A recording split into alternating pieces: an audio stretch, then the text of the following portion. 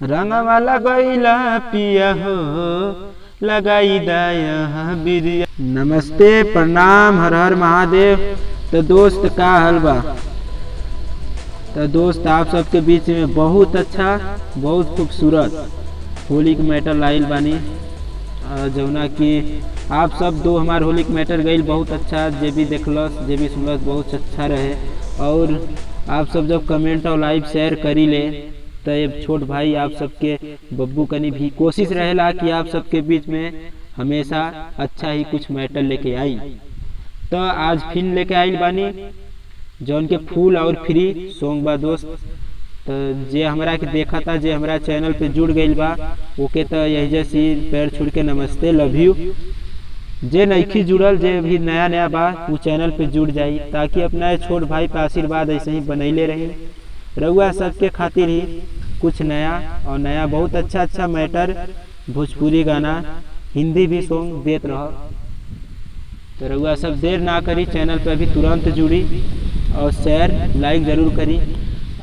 और दोस्त आप लोग जानत तानी कि गाना बहुत बढ़िया बा, नया क्वालिटी के बा। तो आप लोग के अगर जे सिंगर भाई की गाना अच्छा लागे लेवे के अगर हो तो आप लोग हमारा पास फ़ोन करी, व्हाट्सअप करी। व्हाट्सअप नंबर आप सबके ऊपर डिस्क्रिप्शन में दिखाई देता, ऊपर जाके व्हाट्सअप करी, कॉल करी, डायरेक्ट हमसे गाना ली।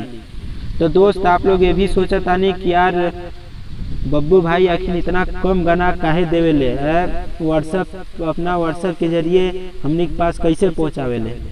तो देखी भाई हम ऐसे पहुँचाई, मुखड़ा हम दे ले, इस मुखड़ा दे ले कि आप सबके लिए ही मेहनत करी ले कि आप सबका पैसा बर्बाद ना हो।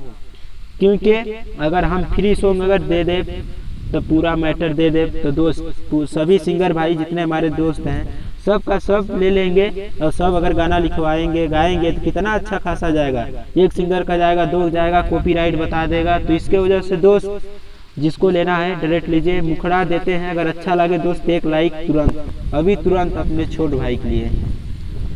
रंग वाला गईला पिया हो लगाई दाया बिरिया, ये जी लगाई दाया बिरिया। रंग वाला गईला पिया हो लगाई दाया बिरिया।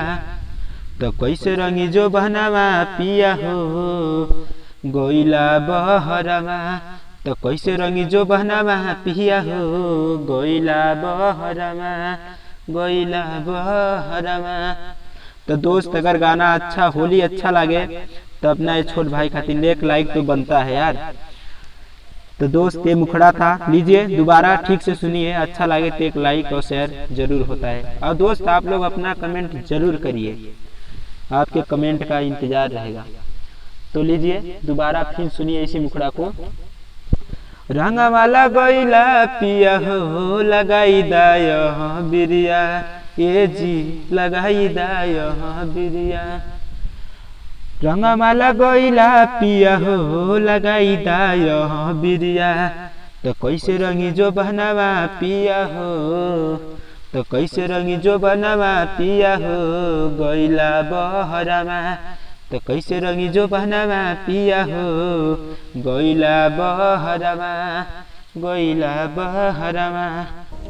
तो दोस्त बहुत अच्छा रहे, और दोस्त अपना दोस्तन के पास शेयर जरूर करी।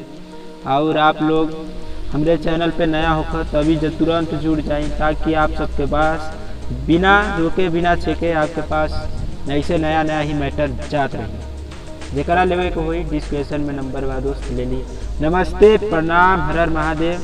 बब्बू कुमार ऑफिशियल भोजपुरी 555 पे आई और नया मैटर देखते रही। धन्यवाद, लव यू।